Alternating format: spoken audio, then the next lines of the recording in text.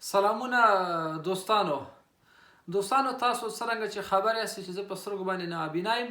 اکثریت ملګري هیوادوال دوستان زیاتره وخت په کمنټو کې پوښتنه کوي چې ته خو په سترګو باندې نابینا یې، ته څنګه فیسبوک کاروې، ته څنګه سوشل میډیا کې کار کوې. نو هیوادوالو نابینانو لپاره یو ځانګړی سافټویر پروګرامونه دي چې هغه ما په خپل ټلیفون کې اچولي دي، زه د هغې نه استفاده کوم. تاسو ګورئ چې زه فیسبوک کې څنګه کار کوم. د بیلګې په توګه زه به فیسبوک ته لاړ شم.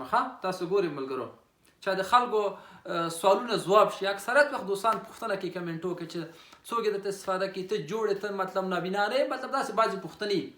ګورئ دوستان زه به اول لاړ شم فیسبوک ته. دا تاسو ټولې وینوګانې وینئ، دلته واتساپ هم شته، د ټیک ټاک هم شته، د زما اکاونټ که نه د فیسبوک اکاونټ مې شته، هر څه دلته شته چې تاسو په دې صفحه کې ګورئ.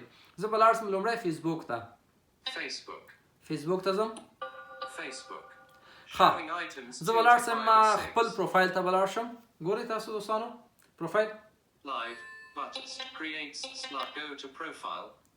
go to profile تاسو وینئ دا زما د فیسبوک پروفایل دی، ولی محمد نوري. زه به لاړ شم خپلو پوسټو ته به لاړ شم، لاندې ښکته کېږم. صحیح شو.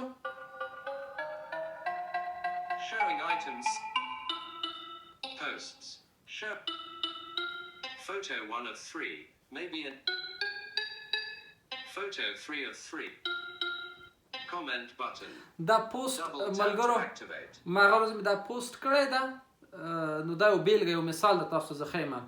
نو دې کې لایکونه هم شته دي، کمنټونه هم شته دي، ممکن شیر هم یې ګوره څو لایکه دي. 187 reactions button 17 comments button 3 shares button. وینئ 3 شیر دي، 11 کمنټ دي، همداسې یو سلو څو اتیا دي که څو اویا لایکونه دي. زه به لاړ شم کمنټو ته. 187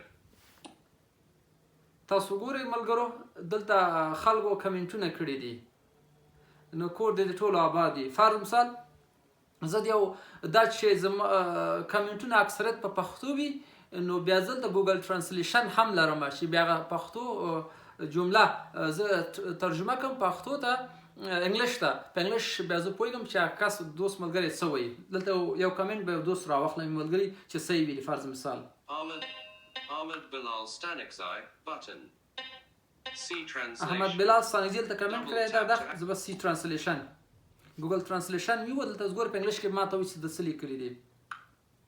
Mashallah very nice brother mashallah. ماشاءالله یعنی ډیر ښایسته ده ماشاءالله. ګوره لومړی دا په پښتو کې لیکل شوي ول، اما ما نشو لیدلی او زما پروګرام د سافټویر پښتو خط راته نشو ویللی، نو دا مې ګوګل ترانسلیټ کړ، ترجمه مې که انګلیش کې ماته اوس ماشاءالله نه ډېر ښایسته تصویر د هدف تصویر نه ده، تصویرونه چې ما پورته کړي دي. نو همداسې هر کمنټ ته زه ریپلای هم ورکولی شم، پوه شئ زه خلکو ته کمنټونه هم ورکولی شم.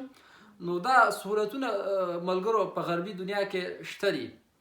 نو خدای دې وکړي چې د ملګرو د هیوادوالو سوالونه ځواب شوي، ځکه دا پوښتنه اکثریتو افغانانو اکثریتو دوستانو سره زما وله. نو تاسو په پاک رب سپارم، خوشحاله آرام اوسئ.